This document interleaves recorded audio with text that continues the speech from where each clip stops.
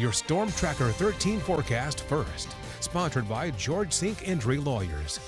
Hot, humid weather continues across the area today, and while it's been dry for most of the day, we're starting to get showers and thunderstorms developing heading into the evening hours, especially back to our west. Some of these with damaging wind gusts, severe thunderstorm warnings in effect to our west. Also some storms developing in and around the Lumberton area, so some of us will see some raindrops this evening, and that rain chance is going to be settling in as we head into the weekend. Hot outside as well, 100 degrees right now in Scranton. Another sizzler across our area. We have the heat advisories and heat warnings that continue today. These will likely be back again tomorrow for one more day, but there are changes coming for the weekend. For tonight, partly cloudy with those scattered storms, warm and muggy, heating back up again tomorrow. I'll have a look at when it's going to cool down coming up.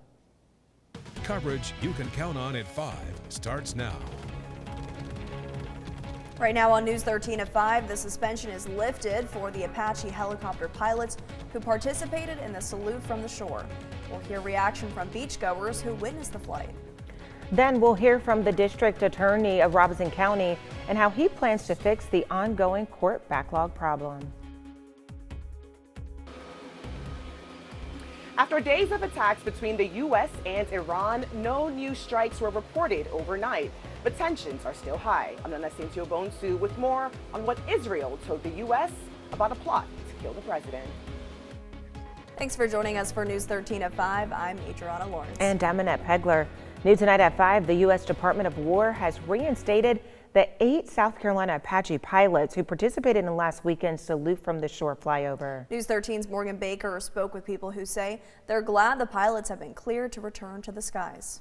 That makes me very, very happy. Thank God. Thank you. The announcement came this morning when Defense Department spokesperson Sean Parnell announced in a Facebook post that the suspensions of all 8 Apache pilots had been lifted, effective immediately. The pilots were suspended from flying just yesterday as the result of an investigation into this year's Salute from the Shore flyover. Before the decision to lift the suspensions, South Carolina Governor Henry McMaster and Congressman Russell Fry both took to social media calling for the pilots' suspensions to be lifted. Major Lisa Allen with the South Carolina National Guard confirmed today that the Adjutant General returned the pilots to flight status. Officials have still not said what prompted the investigation into the flyover. We were here at the beach on the flyover. I witnessed the helicopters, and they were close to the beach and low, but I'm a military person. I have a daughter in the Air Force, and I think it was ridiculous. I think if we had a crisis, they would want them low. I reached out to Major Allen to find out if the investigation into the flyover is still continuing, but I have yet to hear back. At 6, I'll have more reaction from locals here along the Grand Strand. Reporting in Horry County, Morgan Baker, News 13. Morgan, thank you. South Carolina Congressman Russell Fry released a statement earlier today on X praising the lifted suspension, saying thank you Pete Hegseth and Sean Parnell for handling this promptly and lifting the suspension of the Apache pilots who proudly represented our nation during the Salute from the Shore flyover. These pilots are our nation's heroes, and South Carolinians want them treated as such, end quote. The Robeson County Sheriff's Office says they have made an arrest in a homicide investigation. Deputies say they arrested 18-year-old Isaiah Thompson and have charged him with first-degree murder. They say they were called to the scene on Henry Berry Road in Rowland and found 15-year-old Jamison Graham dead. Thompson is also charged with breaking and entering along with felony conspiracy in an unrelated case. He's being held at the Robeson County Detention Center without bond. The North Carolina General Assembly recently approved a historic budget of nearly $35 billion, which included money for 18 new assistant district attorneys across the state. And that should help Robeson County with a current backlog of court cases. News 13's Eric Cooper sat down with the county district attorney today about how important this is.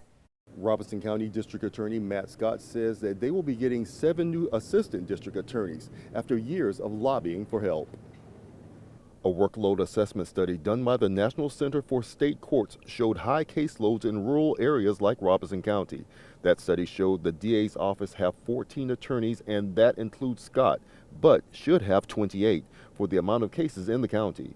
Scott says getting funds to hire new assistant DAs is just the first step, but Robeson County is severely understaffed when it comes to not only his office, but victim witness coordinators. The study says they should have 17 of them, but only have 9. They also only have 4 defense attorneys with about 70 defendants. Scott says he understands the frustration the public may have with thinking not enough is being done for their specific case. Like I said, to say it's frustrating is not a strong enough word. It's not a strong enough word. And we're doing what we can with the resources we can to get these things pushed through because, like I said, we know time is not on our side in these cases. It's just not. And so the quicker we can get them through, the better, I think, for everybody. Clearly, the better for victims and victims' families. Coming up at 6, hear more from Scott on what he thinks may help get them more lawyers in Robeson County. Reporting in Robeson County, Eric Cooper, News 13. Eric, thank you. Horry County Police say an officer who was involved in a crash in the Carolina Forest area was picking up trash off the road. It happened shortly before 3:30 yesterday afternoon near Carolina Forest Boulevard and Waterbridge Boulevard. The officer is expected to be okay and had the emergency lights on at the time of the incident. The South Carolina law enforcement says an Horry County woman is facing charges after they say she stole more than 100 lottery tickets. Officers charged 21-year-old Gianna Fazio with intent to defraud counterfeit game tickets yesterday after an investigation was requested by the South Carolina Education Lottery. An arrest warrant showed that Fazio worked at Minuteman Food Mart on Highway 701 in the Conway area when she stole the tickets and cashed some of them in.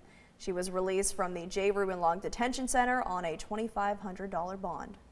In North Carolina, we now have the 911 calls that provide more details on an incident police are saying involved a man stabbing his 5-year-old son to death. Pineville police say they got a frantic 911 call from the boy's mother, who was there when the stabbing happened. Police say another child was also there who was not hurt. As police began to investigate, they identified the boy's father, 31-year-old Jahaz Akil Eccles, as the suspect.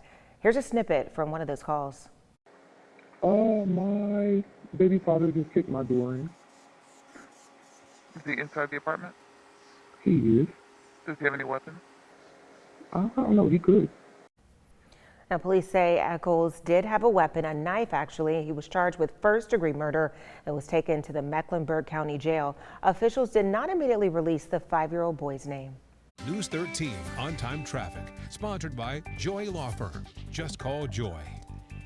And traffic not too bad right now on 501 between CCU and Carolina Forest. Just the occasional slowdown at the traffic lights. No problems right now on 544. Drive times along the Grand Strand on 501 from Carolina Forest to CCU. That'll take 7 minutes. 17 in both directions along the Grand Strand, moving a little bit slower than normal. Florence area looking okay. No problems in town right now. I-95 moving along nicely. Currently on 95 from TV Road to 76. That'll take 9 minutes. Palmetto from 5 Points to Irby Street will take 4 minutes. And 52 from Palmetto to I-95 will take 7 minutes. All right, Frank, thanks. On the national front, after days of the U.S. and Iran exchanging military strikes, the last hours have been pretty quiet. This morning, President Trump said he's agreed to continue peace negotiations at Iran's request, but at the same time, he said the ceasefire with Iran is over. Nana Saint-Bonsu has the latest from the White House. On social media Friday, President Trump said the U.S. agreed to a request from Iran to continue talks over a potential peace deal, while adding, quote, "In no uncertain terms, the ceasefire is over." Sources confirmed to CBS News that Vice President J.D. Vance, as well as Special Envoy Steve Witkoff and the president's son-in-law, Jared Kushner, have been speaking with Qatari mediators in efforts to revive the truce with Iran. Both sides do have an interest in not returning to the level of intensity that we saw in March and April. The United States has an interest in keeping traffic flowing through the Strait of Hormuz. The Iranians also need revenue, so they need to be selling the oil that comes through the Strait of Hormuz. Iran targeted key U.S. allies in the Gulf this week, as the U.S. says it hit more than 170 Iranian military targets along the Strait of Hormuz in efforts to weaken Iran's grip on the vital oil trade route. Amid concerns that the two nations could return to full-blown hostilities, the Wall Street Journal is reporting that Israel shared intelligence with the U.S. on a new Iranian plot to kill President Trump. Sources tell CBS News that the Secret Service recommended that President Trump leave the NATO summit in Turkey Wednesday on the old Air Force One rather than the new jet, which was a gift from Qatar. This is an aircraft that was spec'd out and prioritized for luxury, not safety. U.S. officials told CBS News that the new plane was rushed into service and lacked some desired security capabilities. Nana Bonsu, CBS News. Two officials from the region tell CBS News that Iranian officials will travel to Oman for talks tomorrow regarding the Strait of Hormuz and the dispute over the lanes for shipping traffic in their respective territorial waters. Defense lawyers for the man charged with killing Charlie Kirk went on the offense today during a preliminary hearing. Tyler Robinson's attorneys questions the reliability of DNA evidence that investigators say links Robinson to the suspected murder weapon. They also noted ballistic tests on a bullet fragment recovered from Kirk's body were inconclusive. Robinson declined to take the stand during the preliminary hearing. It's reasonable to assume that anyone living in the household could have contributed to DNA on an object found in that household. There was degradation present in some of the samples. The hearing will continue on September 1st, and after that, the judge is expected to rule whether there's enough evidence to go to trial.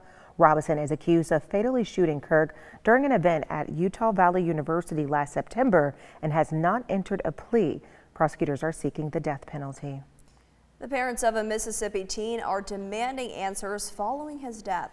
The parents of Mississippi teen Nolan Wells now have the Reverend Al Sharpton and civil rights attorney Ben Crump on their side as they try to piece together what happened to their son. On July 4th, the 18-year-old college football player took a boat trip with a group of friends to Horn Island off the Mississippi Gulf Coast but never returned home. It's so hard for me to believe that he would choose to stay on the island. It just wasn't in his character. It wasn't his character. The Jackson County Sheriff's Department is asking the public for photos or videos taken on the northwest tip of Horn Island the day Wells disappeared. And another hot one across the area today, but thunderstorms moving in for the evening. I'll let you know what that's going to mean for the weekend forecast coming up.